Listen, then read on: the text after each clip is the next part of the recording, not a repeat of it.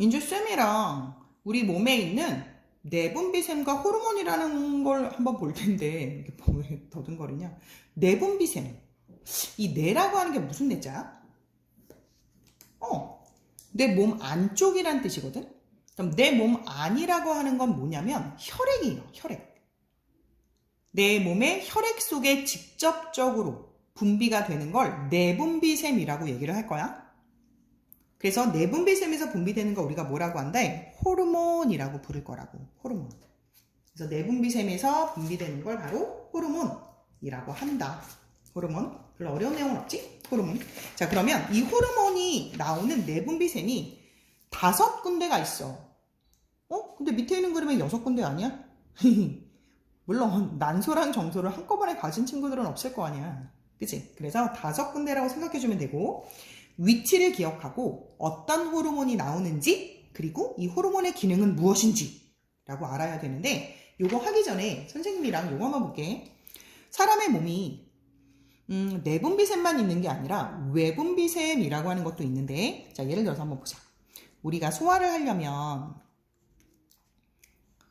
꿀꺽 하고 받아들여서 여기 있는 식도를 거쳐서 위를 지나서 소장을 지나서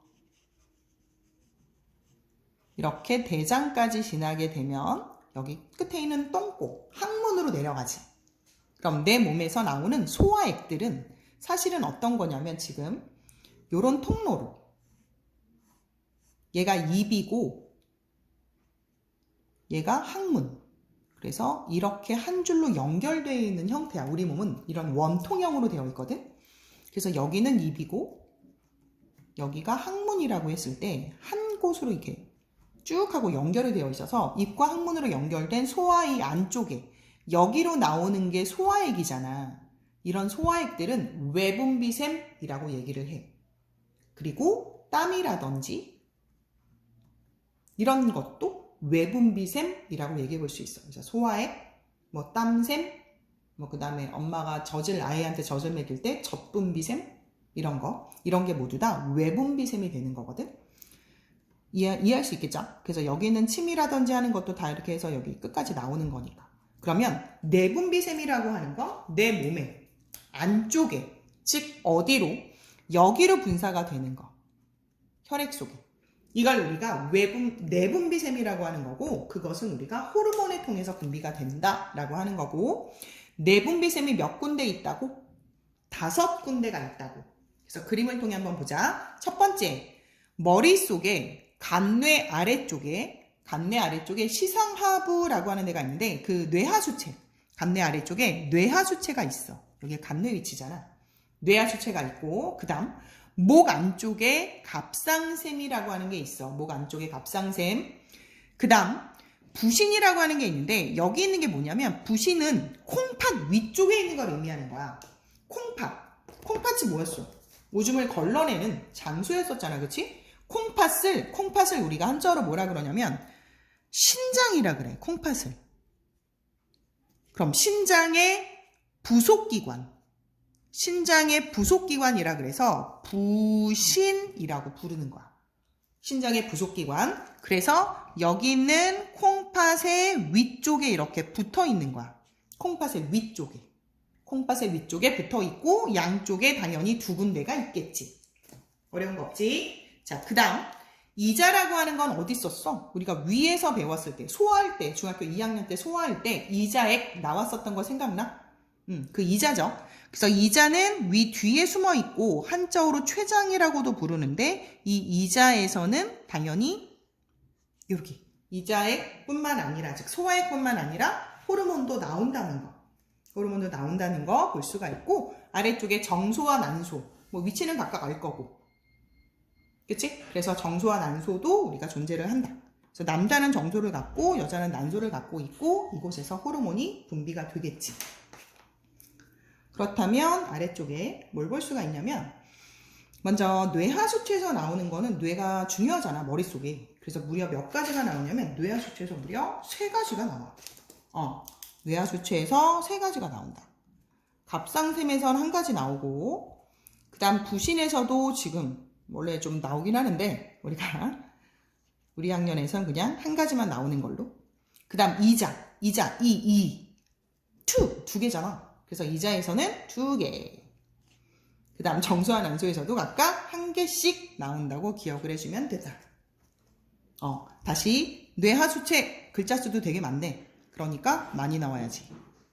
뇌하수체. 자, 그래서 아래쪽에 얘네들의 내분비샘은 어떤 역할을 하는지 한번 알아보도록 하자. 그럼 첫 번째 볼게. 이거는 외워줘야 되고 너희들이 매우 중요한 거니까 한번 보도록 할게. 뇌하수체는 3가지가 나온댔어. 첫 번째 생장호르몬, 그리고 갑상샘 자극 호르몬, 그리고 항이뇨 호르몬 3가지. 뜻을 좀 알면 뒤에 있는 호르몬의 기능은 그대로 어렵지 않은 거거든. 첫 번째, 몸의 생장을 촉진해주는 게 바로 생장 호르몬의 역할이야. 그래서 우리가 밤에 잠을 되게 잘 자라고 하잖아. 그 이유가 뭐야? 생장 호르몬이 잘 나오게 하려고. 그래서 보통 10시에서 2시 사이에 생장 호르몬이 많이 나온다고 하지. 그 다음에 갑상샘 자극 호르몬. 갑상샘 자극 호르몬은 티록신의 분비를 촉진한대. 티록신. 이 티록신이라고 하는 건 티록신 자체가 어떤 역할을 하게 되냐면 티록신은 세포호흡을 촉진해. 세포호흡 촉진. 그럼 세포가 호흡하는 장소가 어디지?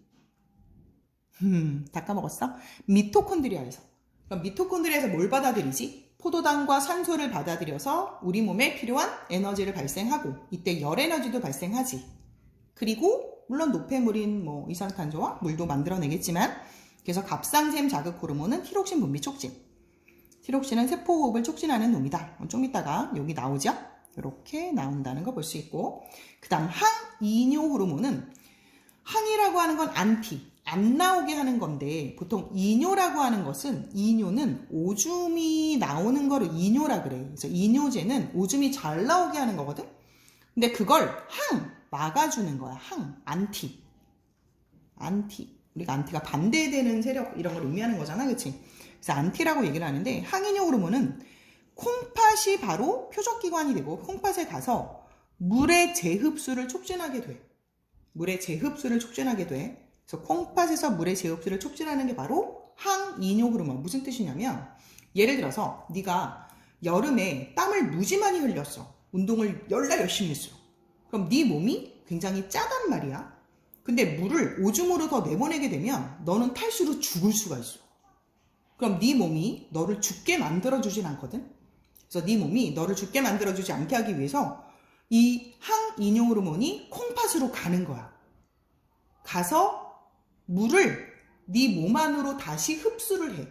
그래서 수분의 재흡수, 물의 재흡수를 촉진하게 되면 네 몸에 있었던 물이 이제 빠져나가지 않겠지. 대신 오줌도 안 마르겠지. 그래서 더운 여름철에 땀이 많이 나면 별로 우리가 화장실에 가고 싶지가 않아. 이게 바로 항이뇨 호르몬의 역할이고 생장 호르몬, 몸의 생장 촉진을 알고 있는 거고 당연히 뼈와 근육을 많이 생장하게, 다시 말해 세포 분열을 촉진해 주는 거고 갑상샘 자극 호르몬은 갑상샘을 자극해서 티록신을 나오게 해주는 거. 항이뇨 호르몬은 콩팥에 가서 물의 재흡수를 촉진해 주는 거지. 그치? 그럼 콩팥이라고 하는 게 바로 뭐인 거야? 여기서는 표적 기관인 거죠. 가서 역할을 하는 표적. 그 다음 갑상샘 자극 호르몬의 표적은 갑상샘인 거고 생장 호르몬의 표적은 내 몸에 있는 모든 세포가 되겠지. 모든 세포가 표적 세포가 되는 거야. 그 다음 갑상샘이야. 여기 있던 갑상샘, 위에 있었던 갑상샘에서 뭐가 나온다고? 티록신. 보통 영어로는 타이록신, 그래서 뜨 발음이 나는데 예전 보통 티록신이라고 얘기를 하는데 정말 중요하니까 한번 보자. 세포호흡을 촉진한다고 얘기를 했었다. 그래서 내 몸에 체온을 상승시키는 데 있어서 이 티록신이 매우 중요한 역할을 해. 그래서 추울 때는 당연히 티록신이 나온다라고 생각해 주면 되고 그 다음 부신에서는 뭐가 나오냐면 에피네프린이라는 애가 나오는데 에피네프린은 보통 다른 데서는 아드레날린이라고도 불러. 들어봤나? 아드레날린. 그래서 에피네프린과 같은 말이 아드레날린이다. 이 아드레날린은 심장박동을 촉진시켜주고 혈압을 상승시켜준다.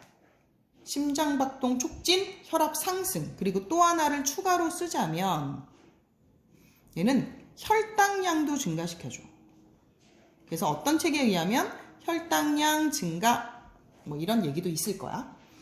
그 다음 아래쪽에 이자라고 하는 거 볼 텐데 이자는 두 개 나온댔지? 넘버 2 이자. 그래서 이자는 인슐린과 글루카곤인데 이 역할도 매우 중요하지. 인슐린은 혈당량을 감소시키는 건데 이 인슐린이 제대로 나오지 않으면 실제로 우리가 당뇨라고 하는 병에 걸리게 된다. 당뇨라고 하는 거는 요가 오줌 요자거든. 오줌에 포도당이 섞여 나오는 병이야. 오줌에 포도당이 섞여 나오는 병인데 사실은 이 병 자체가 별로 중요하진 않아. 근데 이 병에 의한 다른 병들이 합해져서 오는 합병증이 문제가 많이 된다고 하거든. 그래서 당뇨병에 걸리면 혈액이 일단 포도당이 많으니까 달고 끈적끈적할 거 아니야. 그래서 세균들이 들어왔을 때 백혈구가 제 역할을 못해. 헤엄을 잘 못 쳐. 혈액이 끈적해서. 그리고 가는 혈관 속으로 혈액이 못 들어가. 그래서 끈적끈적한 혈액들이 가는 혈관에 못 들어가기 때문에 손끝, 발끝, 그리고 눈까지 우리가 안 좋아하시거나 뭐 눈을 실명할 수도 있고 손끝, 발끝을 썩어서 자를 수도 있고 막 그렇다. 그래서 그런 위험한 증상들이 있고 또 뇌혈관에도 제대로 못 들어가서 치매라든지 아니면은 뭐 뇌출혈 이런 그 뇌세포가 죽어가는 보통 치매, 즉 알츠하이머 뭐 이런 것들을 많이 겪는다고 하네. 그러니까 좀 위험하지. 그래서 인슐린이 되게 중요하다는 것 잊어버리시면 안 되고 그 다음 글루카곤은 반대되는 작용을 하는 거야. 혈당량을 증가시키는 게 글루카곤이야. 글루카곤.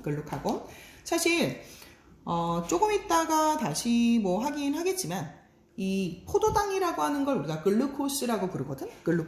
이 글루코스를 만드는 걸 우리가 글루카곤이라고 얘기를 할 거야. 글루카곤. 그래서 혈당량을 다시 증가시킨다는 거. 조금 있다가 자세히 한 번 더 알아보도록 할게.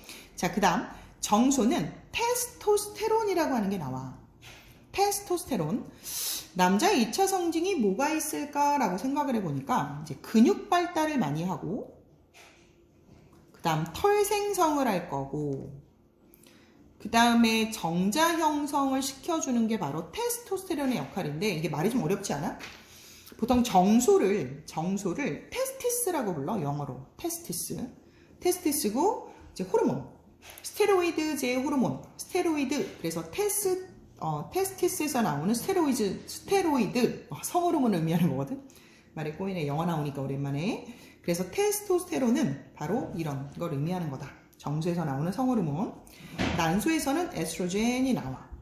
에스트로겐은 여자의 2차 성징을 발현을 하는 거고 이거는 지방 형성 호르몬이야. 그래서 여자가 에스트로겐이 많이 나오기 시작하면 좀 체형이 바뀌어. 엉덩이가 커지고 그러니까 허리가 잘록해 보이겠지. 그리고 아랫배가 좀 나오고 허벅지가 좀 굵어지고 이런. 그리고 가슴을 좀 형성을 하지. 그래서 지방 형성 호르몬이고 여자들 가슴이 지방이 되게 많은데 여자들 가슴에 뭐 전체를 100이라고 보면 근육이 30 그리고 지방이 70이야. 그래서 여자들이 마르면 당연히 가슴이 작아질 수밖에 없다. 근데 여자들이 좀 뚱뚱해지면 살이 좀 찌면 가슴이 커질 수밖에 없는 거고 근데 되게 말랐는데 가슴이 무지 크면 그건 좀 의심해 봐야 되지 않을까 라고 생각을 해. 농담이고 일단 근데 그건 진짜야. 아무튼 그래서 지방 형성 호르몬이다. 그리고 임신을 대비하기 위해서 보통 이제 월경을 형성을 시켜주는 호르몬이 바로 여기는 에스트로겐 역할이다 라는 걸 볼 수가 있어. 그래서 우리가 호르몬이라고 하는 것들은 이런 기능들을 좀 잘 보면 되고 조금 있다가 호르몬이 정말 내 몸에서 어떤 역할을 하는지 한 번 더 알아볼 텐데 지금 여기 있는 내용들은 완벽하게 외워야 된다는 거. 다시 얘기하지만 생물은 누가 잘 외우나 바로 이거거든. 파이팅하고